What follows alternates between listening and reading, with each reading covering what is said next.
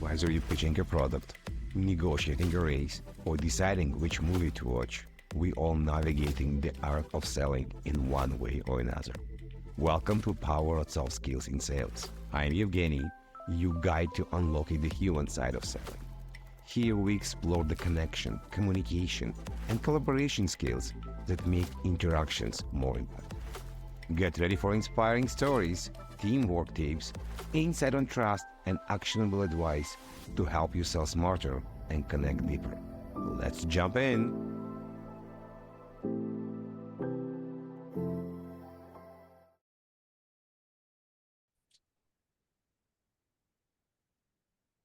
I have a pleasure to talk to George today about his journey in cybersecurity and communication as well. George, can you please introduce yourself and a bit about what you do? Thank you for having me today. My name is George Plytas. I'm a 25-year cybersecurity consultant and practitioner. I've helped about 100 companies achieve compliance in some regard, whether it's SOC 2, PCI, ISO 27001, GDPR, and so on and so on. Currently, I'm the head of information security for a fairly large insurance company, but I also do a little bit of work on the side and try to simplify compliance for organizations. And I do that through proper communication and building trust. And I learned really early that solving technical problems is easy, but earning trust is not. That's a little 100%. bit about myself. No, that's a good introduction. And you mentioned the important part, compliance. Compliance is in many cases achieved as something bad, but it's not bad if it's done correctly because you can take the compliance, take the security aspect, merge them together, and achieve compliance and improve security in the same time as well. I do have a question. Soft skills is a very misleading topic for many people because some people say it's a human skill, it's a communication skills, it's a leadership skills. And I usually ask everyone, what is soft skills for you? And can you compare to maybe hard skills? Well, it's the first of all, hard skills are hard skills. Those are your technical capability. You got to have that if you're going to be in the cybersecurity or a technical space.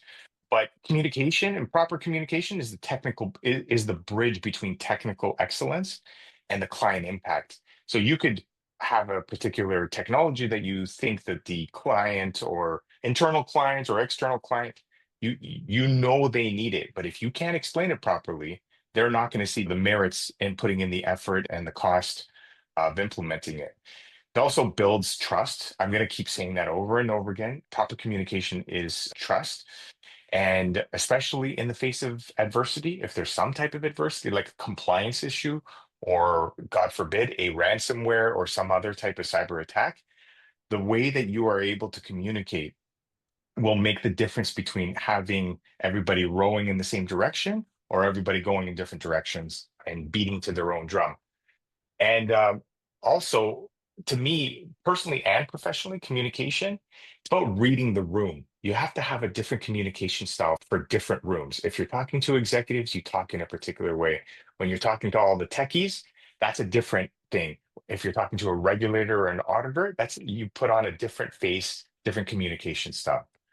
And I think personally, communication is the key to leading teams, winning deals, winning over internal stakeholders, external stakeholders.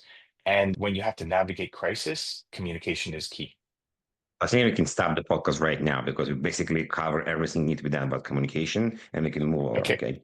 Okay. All But right. so first of all, I'm very happy where it's going. I have a lot of questions. You mentioned Okay. trust several times, and you told me, promised me that you're going to continue. So let's kind Okay. of dive in. What does trust mean for you? And maybe later on we'll talk about what does trust mean with executive, what does trust mean with techie? Well, okay. So another thing that I was talking about is different communication styles for different audiences. Okay. So the way that you're going to build trust with an executive team is very, very different than you're going to build it with the technical teams. Okay, so let's start with the easy one, which is the technical teams. You build trust with technical teams by showing your technical capabilities and understanding what the technical issue is. I don't know if executives know if you're going to move a button from one page to another page on a web page, how much work actually goes into that, how many different variables there are. So when you are dealing with the technical audience, being able to show that you have the technical chops to be able to understand what they're asking. Why moving that one button might actually take 8 hours worth of work, where an executive will think, well, it's just, it's not that, just drag and drop it over. So I think with the technical audience, you have to show your technical capabilities and be able to explain to them that you understand their issue. Okay. So I think that's for the technical audience. And they're people too. Technology, it's about ones and zeros and various aspects of technology, but it's also a people business. It's all run, developed by humans, maintained by humans, and so on. And even the hackers, in some regards, they're humans as well. They might be using AI a little bit, but it's still driven by humans. So you have to adapt your style. Obviously, you're not going to be talking to the hackers. But, anyways, that's the technical side. With executives and other levels of management, or business stakeholders, you have to adapt your style. You have to give more analogies, more business impact in your communication. So, you might be talking about we have to implement EDR, we have to implement EDR, but they don't know what EDR is, right? So you have to talk in terms of that they will be able to understand. EDR is a technology that will help identify processes that are being run. And if there's ever malware executed on a laptop, we will see the whole trail of processes that were executed. Why is this important? It helps us to retrace the steps of a file came in through phishing, it got downloaded on the system, and then it triggered these various events. And this is important because if it had executed, it would impact this business process or this communication line and potentially bring, a 4 hour outage because of the impact it would have to the database or to the application server, or to the web server. And so they're able to understand that more and then use a lot of analogies with executives. Any Use any favorite comments. examples of analogies or metaphors? I use automobiles a lot. One that I use a lot, and it's not my own. I stole it from somebody else, but I've been using it for years, is if it's a big project and you say, you're trying to maintain, say, a website, and you're also redeveloping it in the background, you don't want to take any outages. It's like changing the engine in a car that's driving down the highway. So I use analogies like that. Or if, using the brake, we have to put the brakes on this because of this and that reason, there's caution up ahead, or analogies Sure. about transmissions, various speeds. We have to maybe stay in second gear on this one, but then accelerate for something else. So This is automobiles good. is universal. Yeah, Yeah, I like houses, but I like automobile ideas as well. I think it's a good idea. yeah, I want to go back to trust. So we spoke about trust for tech is to show the technical expertise. We kind of touch a bit on executive part, but I think overall trust in my mind is the ability to show your stakeholders, your buyers, whatever it is. And again, as you mentioned, buyers can be internal. You're selling an idea, not actually a vendor or technology. You're selling an idea on the project that you know what you're doing, you calculated the outcomes, this is the correct way to do it, and you repeating the process. I don't like golf, but I think golf is one of the sports that you mm, can come and repeat and show that you can repeat what you do every time. So in this case as well, I can probably analogy of trust in golf that you continuously delivering. yeah. Well, first and foremost, Evgeny, I have no trust in my golf capabilities, but it's but it's good for an analogy. I totally get it. Yeah, I think you hit the nail on the head on that one. So what was it listening right now? If you starting in cyber or in general, how do you even start with trust? For one, understand what you're doing. Okay, so you got to have the technical chops. I'm going to keep coming back to that concept as well. So you have to become, start as the beginner into intermediate and then the expert level or senior level.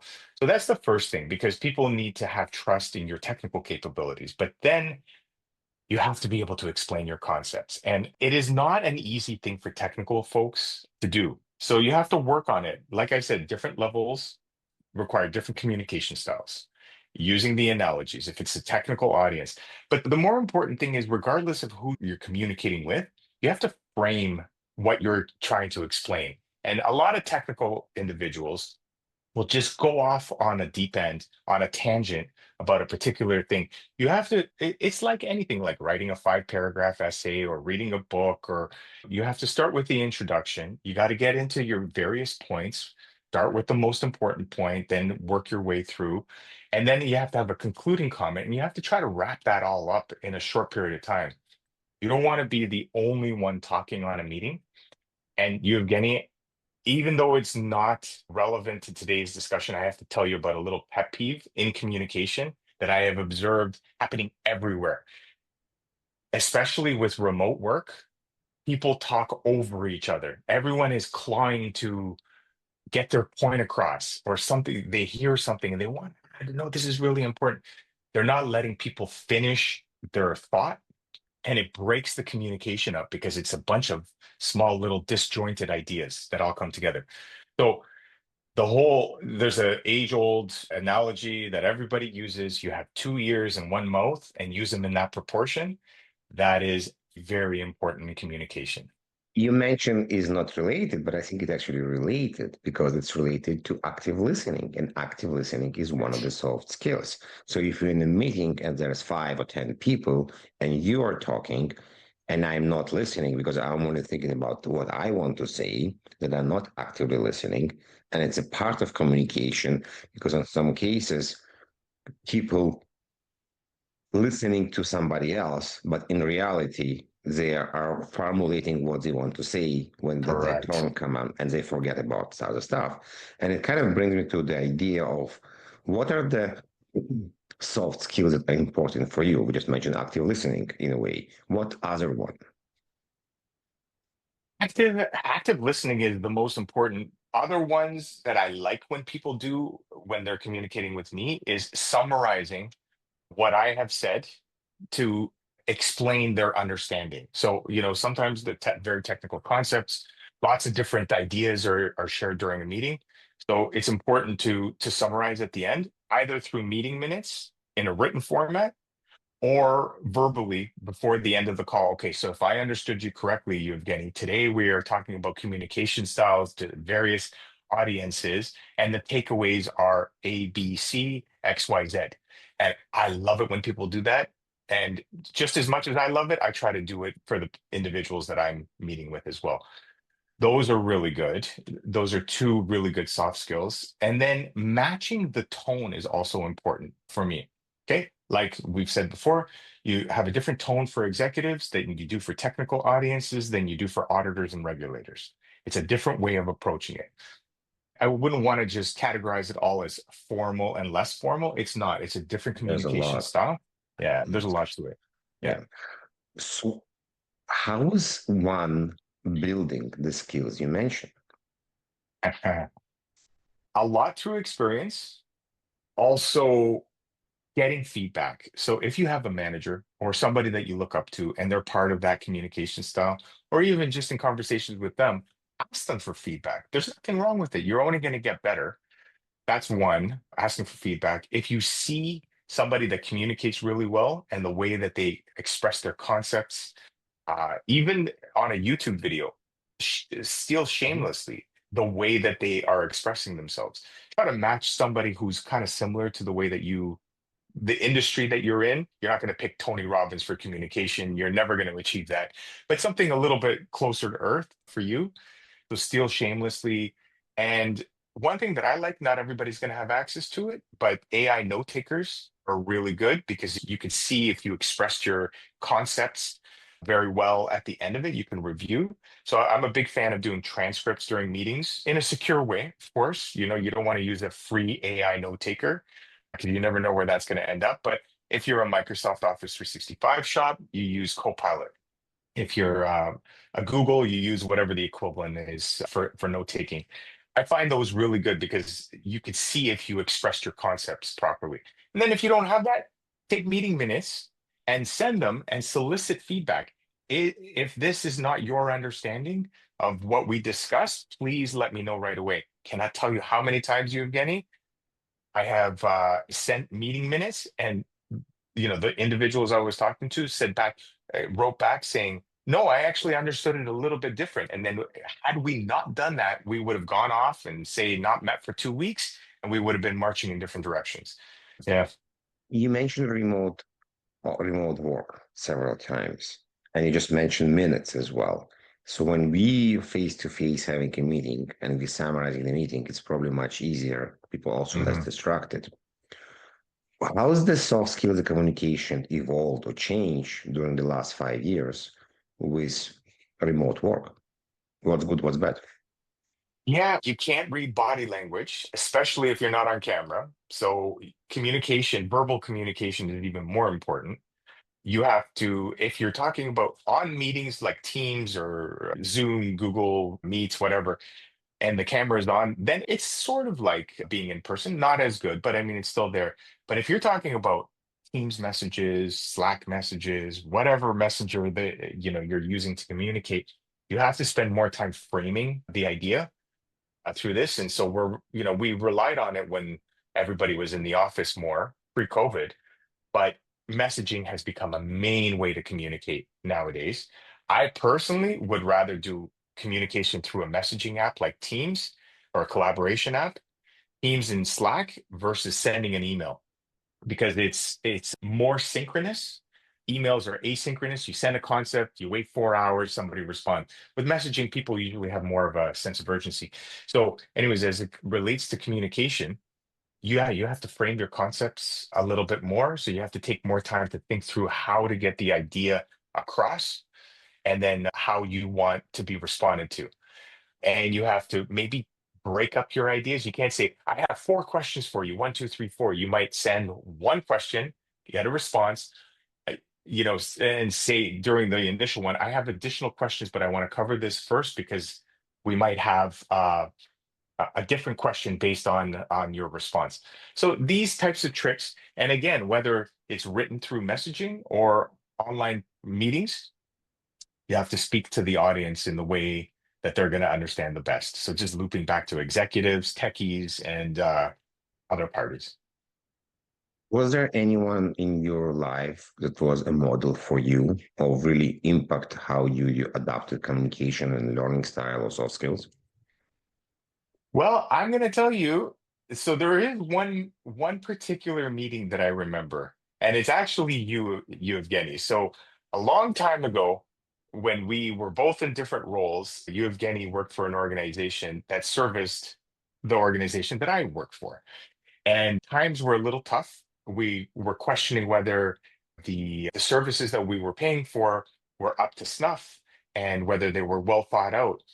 And you, Evgeny, was not directly, you had not been assigned to us. I think you covered multiple accounts, but you got brought in to bridge the gap and to tone it down. And so you talked to me in technical sense, which I like because I'm very technical. So we covered the whole technical way, but the way that you communicated during that meeting, I felt the trust at the end of it that I trusted your organization. It was about 10 years ago, I would think, and you were brought in for that specific reason. You achieved that goal. So technical, you talked to me the way that I wanted to be talked to. You addressed other people in the room the way that they could all understand. Luckily, it was all techies in the room, but at that time, I had to communicate that message up to individuals that were not techies, and I was able to do it by just recollecting the way that you addressed it. So it was a lot of what we discussed today, but you were one person that stands out, and I always think about that, not just because we're doing a podcast today, but I remember feeling from frustration before the meeting to a warm feeling of, okay, we're being taken care of at the end of it. So kudos to you. Thank you. Thank you. Didn't expect this. Thank you very much. I want to kind of talk about interviewing style because we Okay. hiring people as part of being executives, but in many cases we get hired, and also many people that listening to us right now will be hired. And especially with the age of AI, we talk a lot, I think, about the communication style and soft skills. And I want to ask your opinion. What's important to show? What's important to ask during interview? So I still like the very old one that we've all learned very like when you became a hiring manager. Tell me about a time that you changed someone's mind or someone changed your mind and the reasons why you were able to change their mind or they were able to change your mind. So I love that question, and I still use it from a soft skills, and especially during the interview. So the way I say it to people when I'm getting them ready is have a bunch of stories and examples for soft skills related questions when you're going through the interview process. And have about five, and you're going to pull, it's almost like it's in your tool belt. And when the question comes, you're going to pull that one out. But you can't fabricate it. It has to be something real. It doesn't even have to be you that were able to convince someone or change their mind. You can think of a situation where somebody effectively communicated and say, and I like to model that in the way that I communicate or the way that I solve problems. That's one. In individuals, for soft skills, I like to look for curiosity and individuals that reflect on the topics. There's something, I'm not sure where I heard it, but when you're giving a speech or you're doing an interview, you don't want to leave a gap. Like you think, oh, I don't want to pause. I want to be able to respond right away. But that's the adrenaline in your body telling you, making you nervous. When you're up on stage or in an interview and you pause for 5 seconds, no one's going to say, hey, are you still with us? No, but in your head, it's like 25 seconds, 5 times longer. It's okay to pause and think through your concept, or to say to them, I'm trying to think of the best example. Just give me a moment. Now, you can't take a minute to think of that example, but take a pause. So I like reflection, and then have empathy. So if the person I'm interviewing has empathy and is able to understand why we need to do stuff and is able to articulate it, that's a big bonus. And then if you're really unsure and you've got two candidates that are both neck to neck from a technical capability, and you want to see their soft skills and how they're going to jive with the team, do a role play of a tough conversation or a tough situation and how they would be able to handle it. So, do a mini tabletop exercise, something along those lines. So Is there that's what I like to rely on. this is a very good one. You mentioned being scared, and it's definitely the important part. I'm a second-time immigrant. I remember the time when I was really afraid to speak. I will be speaking very fast, and it took me different podcast what and how. But so let's say somebody comes to the interview, and you see the English is not perfect. You see there is like a spark in their eyes. You see there is intelligence, but because they're afraid, the communication style is maybe not adjusted, not aligned right now. If there's any tricks you do to, okay, I want to get inside you. I want you to Mm. open up and talk to me because I want to see, are you scared? Are you just scared? And if I lower this part, I will able to understand and we can work with you, or you're not going to be a good team player. Any tricks? Yeah, no, those are good. That's a good one. That's thought provoking. So, you said two things. You asked me one question, but you said two things that I want to touch on. You don't have to let the other side know, say, the hiring manager, or even if you're giving a speech in front of a room, you don't have to tell them you're nervous. They know you're nervous. They've been there before. And I see that all the time, whether it's a wedding speech, a eulogy, or, to a conference room. Everybody knows it's nerve-wracking to be up there. Everyone knows that public speaking is up there with our fear of death, right? Maybe even higher. So you don't have to say it. That's the one thing. I just observations that I've made through my many years. Okay. So in order to get them to speak, ask questions. Ask questions of them. Like you don't have to, not like an interrogation, but ask questions that are going to drive them to explain the concepts that that are in their mind, even if they don't speak English properly. That's another thing. You don't have to say, my English is not that good. Say it once at the beginning, but I will do my best to explain the concepts, and then you can say, I'm working on my English and taking this program in the evening. That sets the tone. Okay, now we know I'm a intelligent individual, but my communication in the English language is not as up to par as maybe others. But okay, so that establishes the base. And then as the hiring manager, when you're interviewing, just start asking a lot of questions. Okay, oh, can you explain that a little more? And don't worry about breaking up, like build the trust with them as well. Don't worry about how you explain it. If I don't understand, I'll ask you to pause and explain another question. But asking questions is one of the most important ways to find out about an individual. And not just for interviews, it's actually for just about everything. You can get a lot of information by just asking why, how, when, and so on. Great. Is there anything like one thing you can recommend for people to do in communication? Listen more than they talk. There's times to talk and there's times to listen. The majority of the time, it's to listen. You have to know when, you have to do more listening. And it's amazing how much trust you can build while communicating in your personal life, with your partner, with your wife, with your husband, girlfriends, internal stakeholders, customers, by just listening to what they have to say and not going in saying, "Oh, I've got the answer. Okay, we could wrap this whole thing up in 5 minutes. I know you booked a 2 hour meeting. I've got the answer for you." Listen, because the question that might have come in through email or the meeting agenda for the meeting might be very different than when you get on in the first 2 minutes. And they will feel, if you come in and say, "I've got it all solved," okay, they might actually feel offended that you haven't taken the 5 minutes for them to frame the situation, and then you're already offering a solution. There is a time for you to talk and offer the solution, but it's not until after you've listened to the problem. This So is a I know very good one. Yes. I think it's probably common with all your guests. Everyone's going to say listening, listening, listening, but I am a big advocate of it.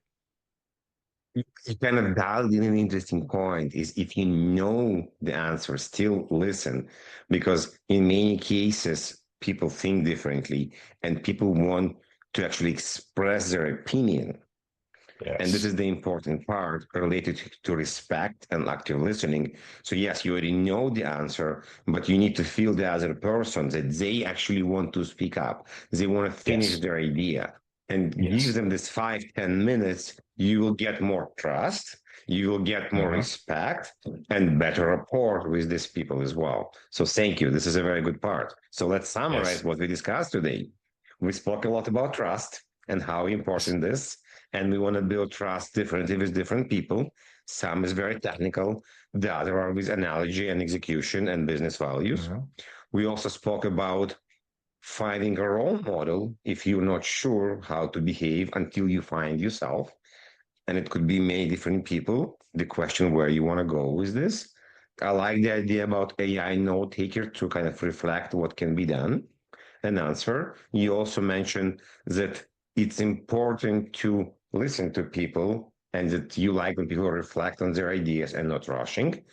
And I think it's summarizing the conversation today. Let me know if I miss anything. No, you've been practicing active listening very well. That's pretty good. That's all the points that we talked about. If I could just leave with one other thing, that I think a lot of people will get value out of, and we're all guilty of it. So you have to do, okay, is distractions. Okay. So even in this short time, I silenced everything before this podcast. I put my phone on do not disturb. And if you're on an important meeting and you have Teams messages, Slack messages, or whatever collaboration tool you're using, and it's distracting you, there's nothing worse than asking a question about a topic that somebody just covered because you were distracted looking at an email or a message. So when you're in an important meeting, it should be in every meeting, try to silence the distractions and make the person feel that you think the conversation is important. And by not having to get them to repeat something or asking a question about something they've covered. So just that's just my final point as it relates to today. With multiple screens we all having at home, we always have another something. So if yes, if you remove the distraction, it's much better and easier. Thank you. George, thank you very much. It was a pleasure. Thank you. If people want to connect with you, what's the best way to do it? Through LinkedIn, they can find me on LinkedIn, George Plytas. There's not many of me. It's not a common name, so should be able to find me. Thank you very much. It was a pleasure. Thank you. All right. Likewise. Thank you for having me. Thank you for listening to the Power of Soft Skills in Sales. Remember, the best sales teams aren't just great talkers and deeply technical. They know how to listen, ask questions, guide, and connect on a human level.